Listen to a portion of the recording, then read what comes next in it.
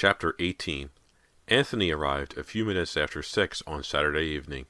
Callie greeted him at the front door. He was wearing a green and white striped rugby shirt over black jeans. It had rained all day, making the house gloomier and damper than ever.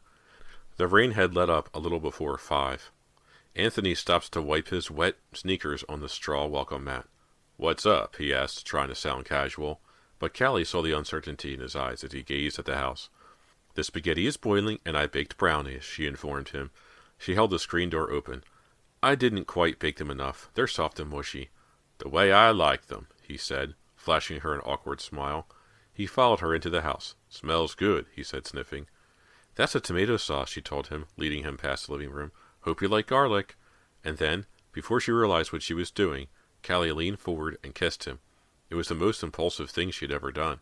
She pressed her lips against his and brought her hands up to his shoulders. "I just need to be kissed," she told herself. "I need to be hugged, to be held. I need someone to help lift the gloom of this horrible house." Anthony reacted with surprise at first, but then he wrapped his arms around Callie's waist and returned the kiss. "Yes," she thought. "Yes, this is what I need right now." The kiss lasted a long time. Finally, Callie ended it, brushing her lips against his cheek. They stepped back from each other, and she suddenly felt awkward. She had never done anything like that before. "Mom and Dad aren't home," she told him, holding his hand and leading him to the dining table. The table was set for 3. She saw that Cody had forgotten the napkins. They went to visit relatives. They took James with them. "So it's just you and me?" he asked, brushing his dark hair with one hand. "And Cody," said, emerging from the kitchen. She had a long wooden spoon raised in front of her. She tasted it.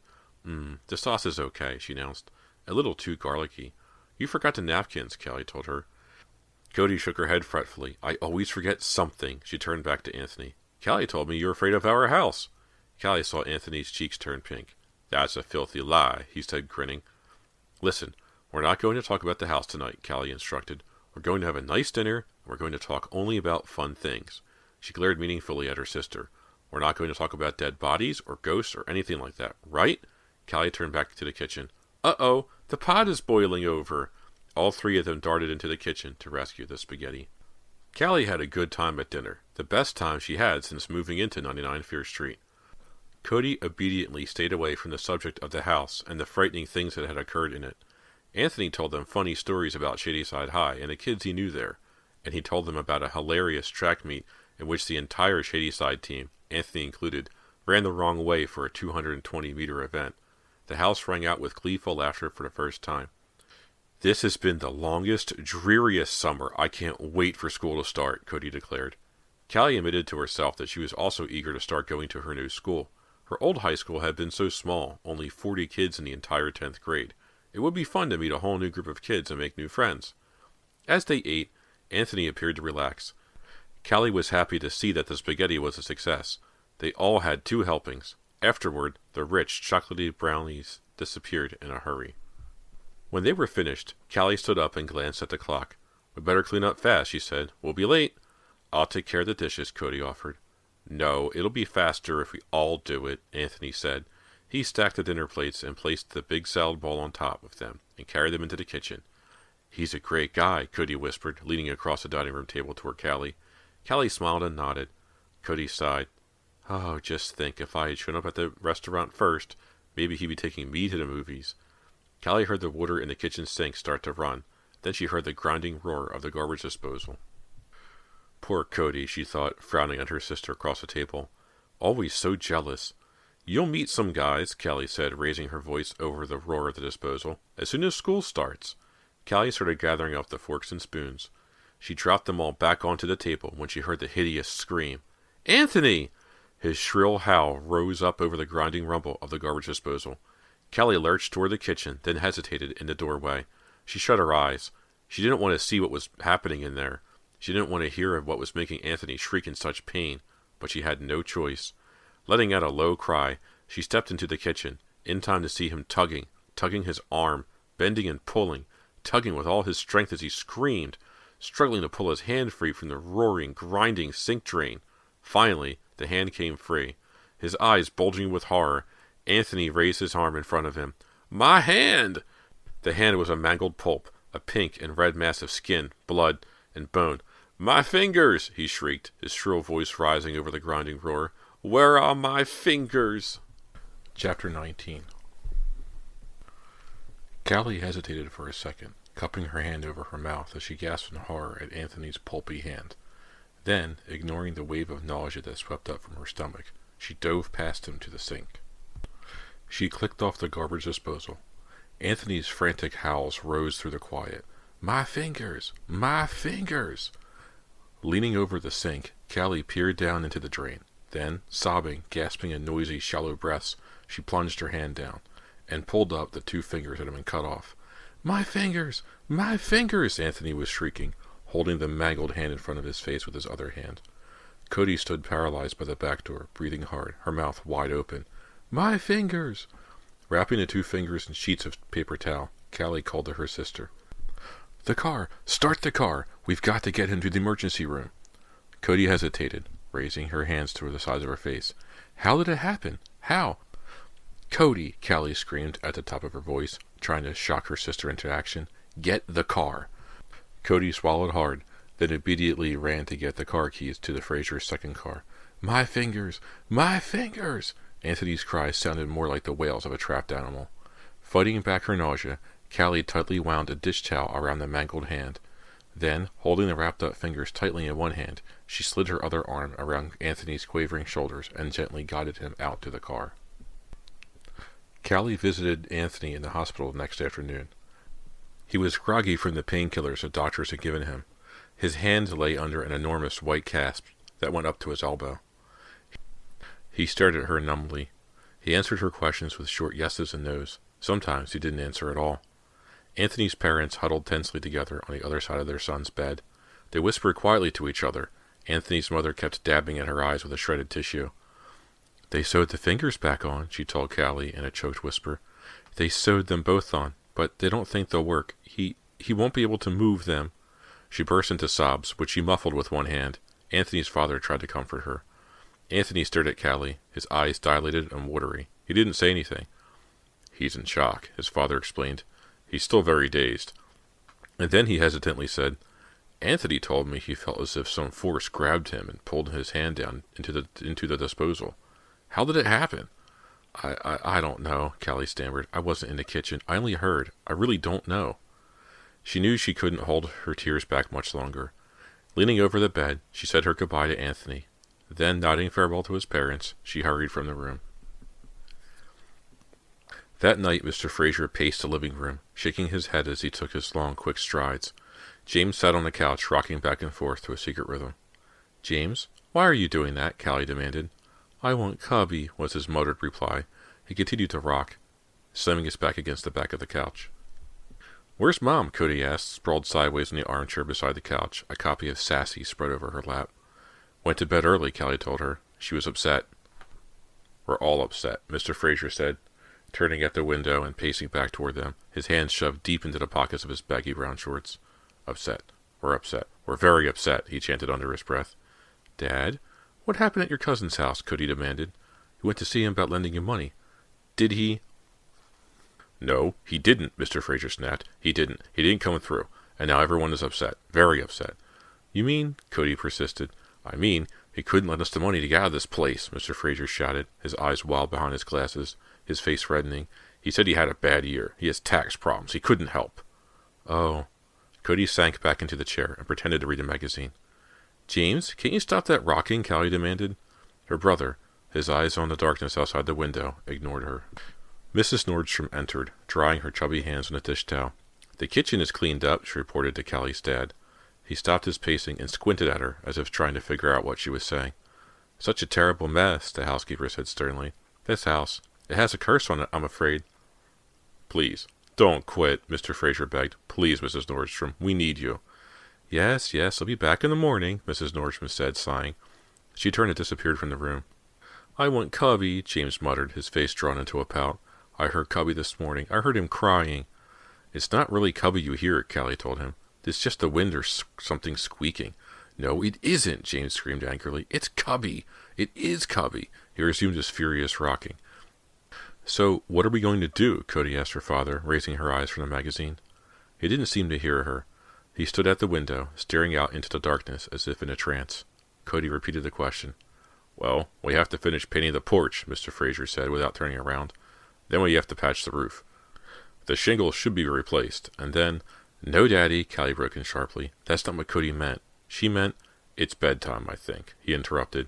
He stared across the room to the clock on the mantel. Bedtime for everyone. We're all just overtired. We'll be okay if we weren't so tired. We just stay up too late, that's all. That's our whole problem. Callie started to protest, but she realized there was no point. It was impossible to communicate with their father right then. Maybe he'll be in better shape tomorrow, she thought hopefully. Maybe he'll be able to think clearly. She crossed the room and gave him a quick kiss on his forehead. He was so hot his skin was burning. Daddy, you should take your temperature, Callie told him. He didn't seem to hear her. As Callie, Cody, and James unhappily climbed the stairs to their rooms, Callie turned back to see her father at the living room window.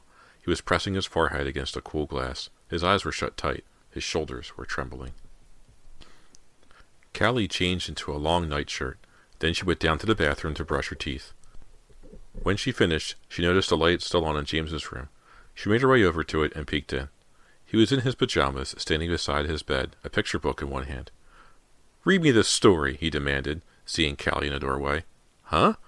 Callie stepped into the room. The air was hot and stuffy, warmer than in the hall. "Let's open a window in here," she said. "No, don't!" James cried, his eyes wide. He moved to block Callie's path to the window. "Don't, please!" Okay, Callie said softly, stepping beside him. "Why don't you want the window open?" "I just don't," he replied. "He's afraid," she realized. James never used to be afraid of anything, but now... "Read me this." He shoved the book into her hand. Callie glanced at the cover. The picture book was called Pug, the Ugly Bunny. "Read it. Sit here." James climbed into bed and patted the mattress at his side. "But this is a baby book," Callie protested. "You haven't read this book in at least 5 years, and now you can read it yourself." "Please read it to me?" he asked in a tiny, pleading voice. Callie felt as if she might burst into tears. Poor James, she thought. He's trying to go back to being a baby. Everything has frightened him so much, he's trying to go back to when things were happy and safe. With a sob, she threw her arms around his slender body, pulled him close, and hugged him. He felt so fragile, so delicate. James didn't make any effort to free himself. He just repeated, "The story. Please read it to me." Callie let go of him and wiped the tears off her cheeks with her hands. Then she settled next to her brother on his narrow bed and read the picture book to him as if he were 2 instead of 9. After she finished reading, she set the book down, said good night, and made her way from the room. She stopped in the doorway to peer back at him. James had picked up the book and was silently reading through it again. Shaking her head, Callie turned and slowly made her way down the narrow hall to her room. Callie felt like crying again as she thought of James, of how fearful he had become, how pitifully fearful. She had no way of knowing that she would never see her brother again. Chapter 20. Dear Diary. My poor brother. I'm so worried about him. He has started acting like a total baby. A few minutes ago, he made me read him a picture book he hasn't read since he was 3. And he has become afraid of everything. He is even afraid to have his bedroom window open at night. James was never like that before. This house is changing all of us. Mom has become so quiet, so withdrawn. She barely says a word. Most nights she goes to her room right after dinner and just lies in bed in the dark. When I asked her if she wanted to come with me to the mall to start looking for school clothes, she just shook her head and walked away. I'm worried the most about Dad. He spends hours pacing back and forth, talking to himself like a crazy person. Sometimes he stares at us with this weird expression on his face, as if he doesn't recognize us. He keeps talking about how he's going to find that real estate agent, Mr. Lorry, and get our money back, but he knows that's impossible. Then Dad will start talking about how he's going to fix this place up, get it in really good shape, paint it and everything, as if that's going to help. There's evil here, real evil. I know I sound like Cody, but I have to admit that Cody was right. The stories Anthony told us about the fears and the people they murdered and buried under our house, and about the poor family who built the house, they must be true. Anthony, will I ever see you again? I called the hospital tonight, but his mother came on the phone. She was very cold to me. She said Anthony didn't want to talk to me and didn't want to see me. I guess I can't blame him. I practically forced him to come here. And then... Callie stopped writing when she heard the first high-pitched cry. Holding her pen above the diary page, as if frozen in place, she tilted her head and listened. "Mommy! Daddy!" The pen fell from her hand as he shoved the desk chair back and leapt to her feet. The cries are coming from James's room, shrill, frightened cries. Is he having a nightmare? Callie wondered. James had terrible nightmares when he was little. Sometimes he would wake up 2 or 3 times a night screaming and crying. But he hadn't had a bad dream for years.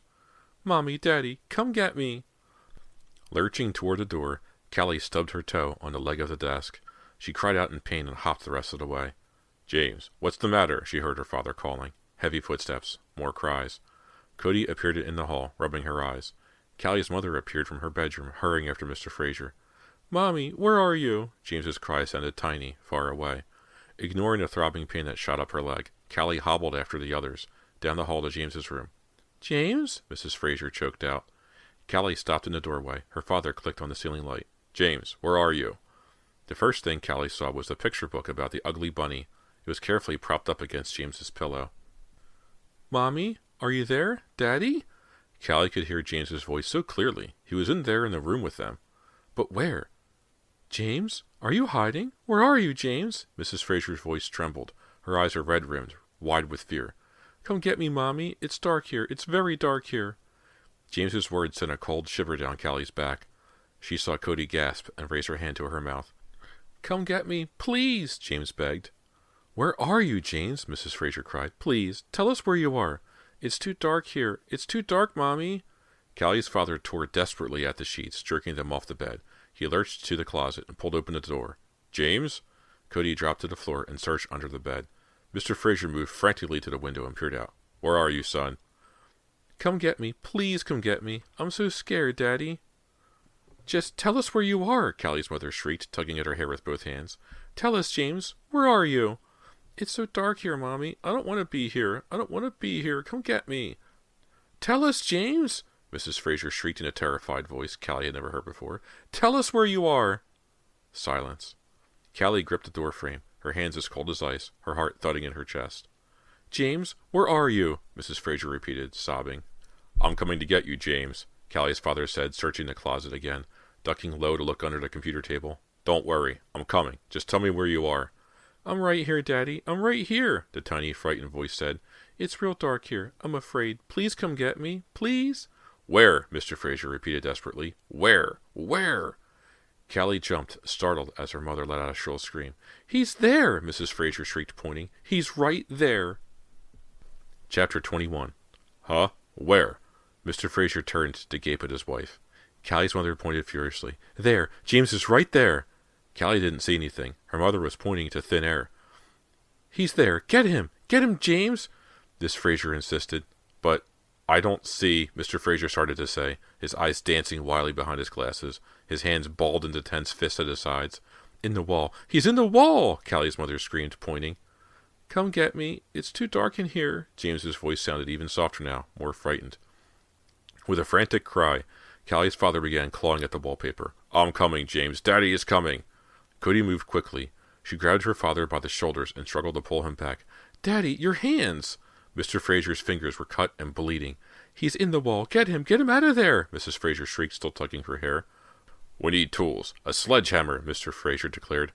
I'll get it, Callie said hesitantly. She felt so helpless, standing in the doorway, gripped with terror, watching the horror sweep over her family. I'll get the sledgehammer. Before she even realized what she was doing, Callie was running barefoot down the creaking stairs towards the back hall, pulling open the basement door, clicking on the dim light, making her way down the steep wooden stairs. The concrete basement floor felt so cold under her bare feet. The sledgehammer, she thought. Where? Her eyes searched desperately over the cluttered floor. The moving floor. The squirming floor. Moving? Oh. Callie uttered a low cry as the rats came into focus. At least a dozen of them, their tiny eyes red in the dim light, their snake-like tails sweeping along the floor as they squirmed and scuttled. Why hadn't Mr. Hankers killed them yet? Callie wondered, gaping at the disgusting creatures, trembling all over. Why are there still so many rats? Callie spotted a sledgehammer and iron pick leaning against the basement wall. As she started toward them, the rats all stopped moving. Callie froze. The rats reared up on their hind legs, their red eyes trained menacingly on her. They're going to attack, Callie realized. A wave of fear made her entire body convulse in a cold shudder. A shrill, hissing sound rose up from the staring rats. A warning cry? A call to battle? With a desperate wail, Callie lurched to the wall, grabbed the sledgehammer. Then she spun around, turning to the rats. She raised the heavy hammer high with both hands. The rats didn't move. Their red eyes glowed brightly. Their shrill hissing grew louder. Are they going to attack? Are they going to charge all at once? Slowly, Callie lowered the sledgehammer. She grabbed the metal pick. Then she sucked in a deep breath and plunged back toward the stairs. The shrill rat hiss pierced the air, a deafening, terrifying sound.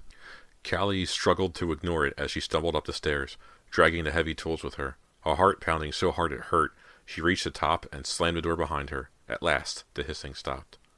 Callie swallowed hard. She hurried through the darkness, carrying the sledgehammer and pick, up the stairs. She could hear her mother's loud sobs as she reached the second-floor landing, and she could hear her father's frantic shouts. "We're coming, James. Hold on, we're coming." Her father grabbed the sledgehammer from Callie. He dove toward the wall and began slamming it wildly against the dark wallpaper.